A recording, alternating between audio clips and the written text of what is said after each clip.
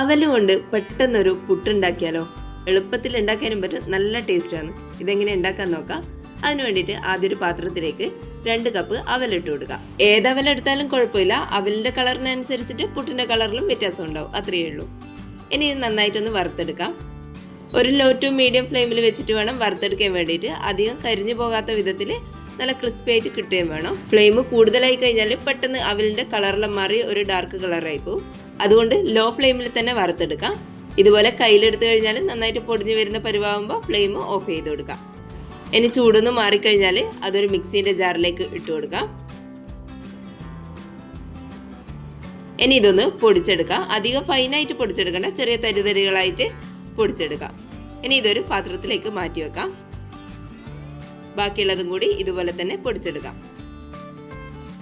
ഇനി ഇതിലേക്ക് ഒരു 1/4 ടീസ്പൂൺ ഉപ്പ് ചേർത്ത് കൊടുക്കാം. എന്നിട്ട് നന്നായിട്ടൊന്ന് മിക്സ് ചെയ്ത് കൊടുക്കാം. ഉപ്പ് എല്ലാ ഭാഗത്തും ആകുന്നവരെ ഒന്ന് മിക്സ് ചെയ്ത് കൊടുക്കാം. ഇനി ഇതിൻ്റെ അകത്തേക്ക് കുറച്ച് വെള്ളം ഒഴിച്ചിട്ട് ഇതൊന്ന് കുഴച്ചെടുക്കാം. സാധാരണ പുട്ടുപൊടി കുഴച്ചെടുക്കുന്ന അത്ര വെള്ളം ഇതിന് വേണ്ടി വരില്ല.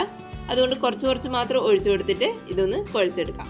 വെള്ളം കുറച്ചേ വേണ്ടുമെങ്കിലും സാധാരണ പുട്ടുപൊടിയെല്ലാം കുഴച്ചാൽ എങ്ങനെ ഇരിക്കുമോ അതുപോലെ തന്നെ വേണം കുഴച്ചെടുക്കാൻ വേണ്ടിയിട്ട്. ഇനി നമുക്ക് ഇത് ഉണ്ടാക്കിയെടുക്കാൻ വേണ്ടിയിട്ട് സാധാരണ പുട്ടുകുറ്റി ആയാലും കുഴപ്പമില്ല, അല്ലെങ്കിൽ ഇതുപോലത്തെ ഉണ്ടെങ്കിൽ അതിൻ്റെ അകത്തേക്ക് കുറച്ച് തേങ്ങ ഇട്ട് കൊടുക്കാം. ഇനി അതിലേക്ക് അവലിൻ്റെ മിക്സ് ഇട്ടിട്ട് നിറച്ച് കൊടുക്കാം.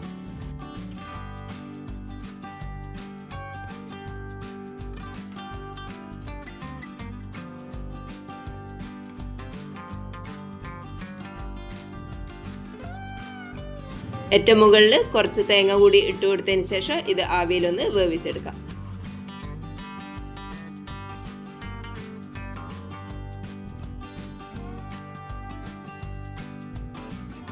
ഒരു 6-7 മിനിറ്റ് മാത്രമേ വേണ്ടൂ, അപ്പോഴേക്ക് ഇത് റെഡി ആയിട്ടുണ്ടാവും. ഇനി ഇതൊരു പാത്രത്തിലേക്ക് മാറ്റി കൊടുക്കാം.